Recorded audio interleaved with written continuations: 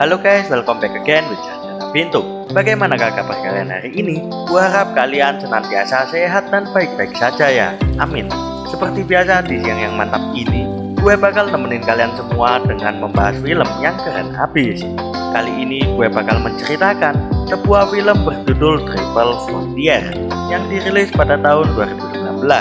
Film bergenre action ini menceritakan tentang sebuah tim beranggotakan 5 mantan prajurit elit yang dipimpin oleh Santiago. Mereka berlima akan melakukan perampokan kepada seorang gembong narkoboy bernama Lorea. Karena pengalaman dan jam terbang yang dimiliki, mereka semua dengan mudah membunuh Lorea dan membawa kabur uang-uangnya. Namun akibat sifat serakah, helikopter yang mereka tumpangi kelebihan muatan dan harus mendarat darurat di kawasan lembah pegunungan Andes.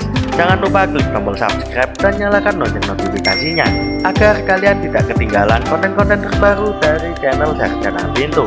Lalu bagaimanakah bisa mereka membawa semua uang dan melewati pegunungan Andes tersebut? Segera siapkan posisi rebahan terbaik kalian, simetrikan celana dalam, ambil kancing tetangga dan cek cerot.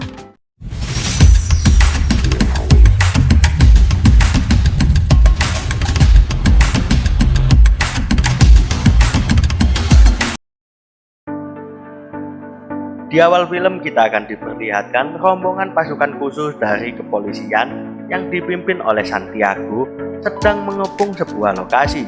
Lokasi tersebut diyakini sebagai markas seorang gembong narkoboy besar yang sedang mereka incar. Ketika para polisi memberi peringatan agar menyerah, tiba-tiba keluar sebuah tembakan dari senjata bazooka dan meledakkan sebuah mobil polisi dengan seketika.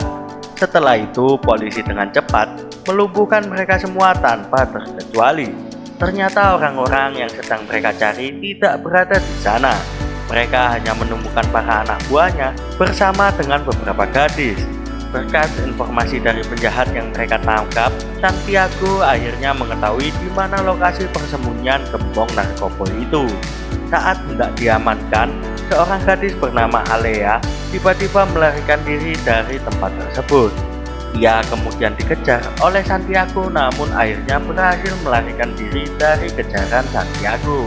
Setelah itu, Santiago pergi meninggalkan tempat tersebut dan pergi menuju sebuah rumah.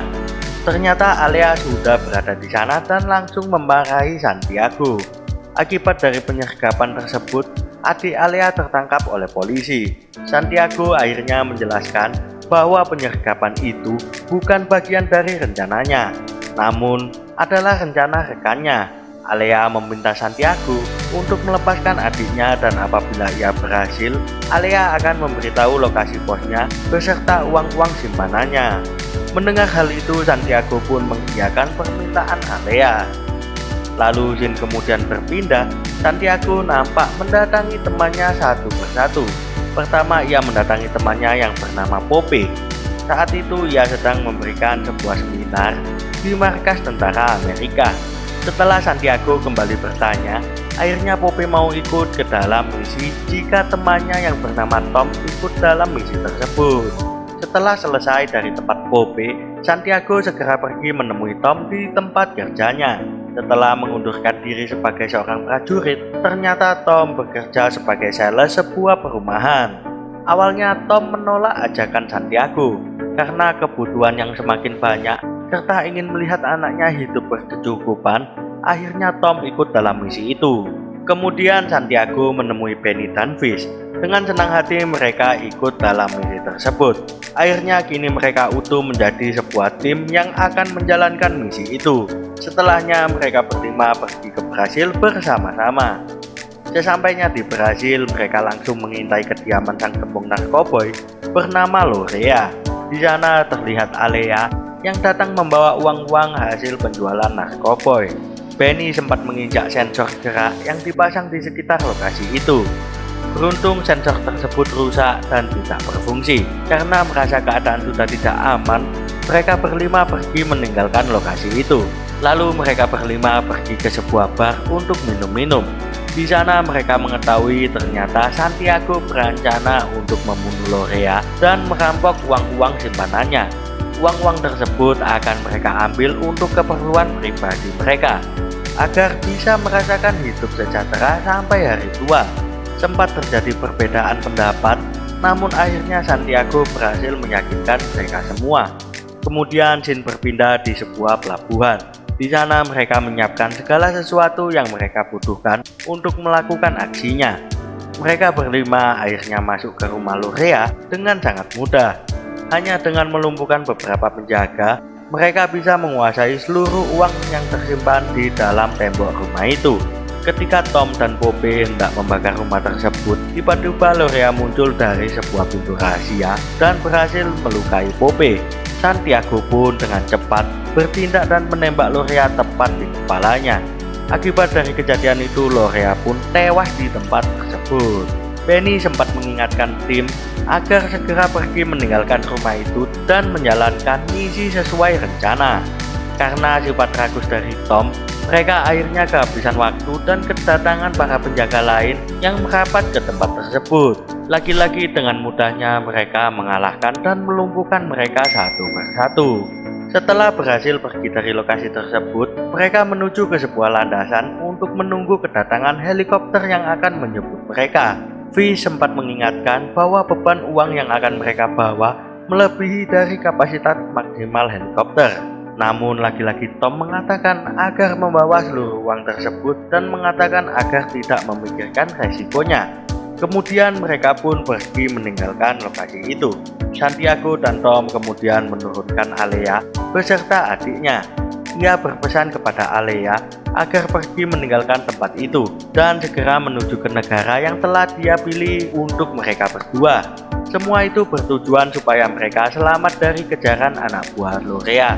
Kemudian mereka kembali terbang melanjutkan perjalanan mereka.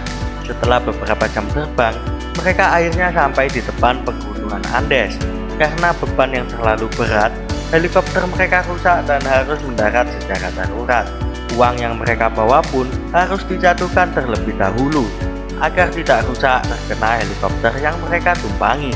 Setelah memastikan seluruh tim selamat, Santiago segera menuju tumpukan uang mereka yang terjatuh. Namun ternyata penduduk sekitar berusaha menguasai uang-uang tersebut. Akhirnya dengan terpaksa Tom menembak beberapa warga itu hingga tewas. Santiago pun menemui kepala desa di sana dan membayar ganti rugi atas kematian warganya. Ia juga membeli 5 ekor keledai yang akan mereka gunakan untuk membawa uang-uang mereka. Perjalanan mereka pun kembali berlanjut. Mereka menyusuri hutan, sungai, jalan-jalan terjal, dan jurang yang sangat dalam. Keledai yang dipegang Fish pun harus terjatuh ke jurang karena jalan yang mereka lalui sangatlah berbahaya. Setelah seharian berjalan, akhirnya mereka sampai di puncak tertinggi Gunung Andes dan bermalam di sana. Karena udara sangat dingin, mereka membuat api unggun yang terbuat dari bakaran uang hasil rampokan mereka. Lalu keesokan harinya, mereka kembali melanjutkan perjalanan. Ketika hendak turun dari puncak gunung tersebut, tiba-tiba mereka dihujani beberapa tembakan dari arah puncak. Akibat dari kejadian itu, Tom akhirnya tewas setelah tertembak tepat di kepalanya. Ternyata penembak tersebut adalah pemuda desa tempat helikopter mereka terjatuh. Mereka rela mengikuti Santiago dan kawan-kawan hanya untuk membalaskan dendam atas kematian warga desa yang telah dibunuh oleh Tom. Tempat terjadi perkelahian kecil antara Penny dan Pope, namun Santiago dan yang lainnya dengan sikap menghentikan perkelahian itu. Santiago mengatakan agar mereka semua segera melanjutkan perjalanan dan segera membawa mayat Tom bersama mereka sebelum musuh-musuh lain datang ke tempat mereka berada. Mereka berempat kemudian dengan segera membawa mayat Tom dan uang-uang mereka. Setelah itu, Santiago menyuruh Penny turun dan memastikan apakah jalan yang akan mereka lalui ini benar-benar aman. Lalu mereka bertiga berhenti di sana dan menunggu Penny kembali setelah memastikan bahwa jalan yang akan mereka lalui benar-benar aman. Kemudian Fish berkata kepada mereka semua agar semakin waspada dan tidak bertengkar satu sama lain. Setelah itu Penny kembali dan menyampaikan situasi jalan yang akan mereka lalui. Dalam pengamatannya di bawah ada sekitar 30 orang yang terdiri dari usia remaja, sisa anak buah Lorea yang masih hidup. Mereka kemudian pergi menyembunyikan uang hasil rampokan mereka dengan cara melemparkannya di sebuah celah yang terdapat di pegunungan tersebut. Benny kembali jalan terlebih dahulu. Ia menuju ke sebuah kapal untuk mengatakan agar tidak pergi meninggalkan mereka. Sementara di sisi lain, Pope, Santiago, dan Fish melanjutkan perjalanan mereka dengan membawa mayat Tom bersama mereka. Tak lama setelah itu, Santiago menemukan sebuah mobil yang sedang dijaga oleh seorang anak ABG. Anak tersebut kemudian diikat dan diberi upah oleh Santiago. Ia berpesan agar menggunakan uangnya dengan baik dan segera pergi meninggalkan tempat itu. Lalu mereka bertiga melanjutkan perjalanan menggunakan mobil itu. Tidak jauh dari tempat mereka, ternyata beberapa mobil mengejar dan menembaki mereka dengan membabi buta. Dengan tenangnya mereka mengalahkan mobil tersebut satu persatu. Setelah itu mereka sampai di pantai dan bertemu dengan Benny yang mengendarai sebuah perahu motor kecil. Santiago, Pope, dan Fish kemudian dengan sigap naik ke perahu tersebut dan membawa mayat Max bersamanya.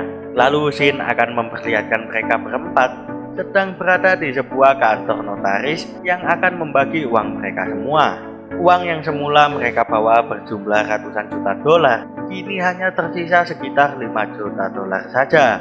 Pope yang berjiwa dermawan akhirnya merobek kertas kontraknya dan mengatakan ke notaris tersebut agar memberikan jatahnya sebagai santunan untuk anak-anak dan istri Tom.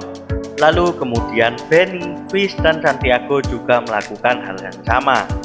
Setelah itu mereka berkumpul di depan kantor tersebut untuk mengucapkan salam perpisahan dan kembali ke kehidupan mereka masing-masing. Pope tiba-tiba memberikan sebuah kertas kepada Santiago yang ternyata kertas tersebut berisi titik koordinat tempat mereka menyimpan uang di pegunungan Andes. Kemudian mereka berpisah dan akhirnya film pun tamat cuy. Ending yang keren sekali. Jadi begitulah alur cerita film Triple Frontier kali ini cuy. Pesan dan kesan yang terkandung dalam film ini adalah rasa setia kawan yang sangat erat antara Santiago, Pope, Benny, Fish, dan juga Tom. Mereka tetap setia kawan meski dalam keadaan apapun juga. Perjuangan Santiago dan kawan-kawan membawa mayat Tom adalah wujud penghormatan terakhir mereka kepadanya. Namun bagaimanapun juga, kompakan mereka dalam melakukan kejahatan dalam film ini jangan pernah ditiru. Jadikan teman-teman kalian sebagai penyemangat dan pengingat dalam kehidupan kalian agar selalu berbuat dalam kebaikan. Terima kasih bagi kalian semua yang telah menonton film ini sampai habis. Jika kalian mempunyai film-film menarik, kalian juga bisa memberikan ide tersebut dengan cara isi kolom komentar di bawah, agar film-film itu bisa menjadi inspirasi orang lain cuy. Jangan lupa klik tombol subscribe dan nyalakan lonceng notifikasinya, agar kalian tidak ketinggalan konten-konten terbaru dari channel Sarjana Pintu. Akhir kata gue pamit, salam pintu untuk calon sarjana. Thank you for watching this video and see you in the next video. Ciao.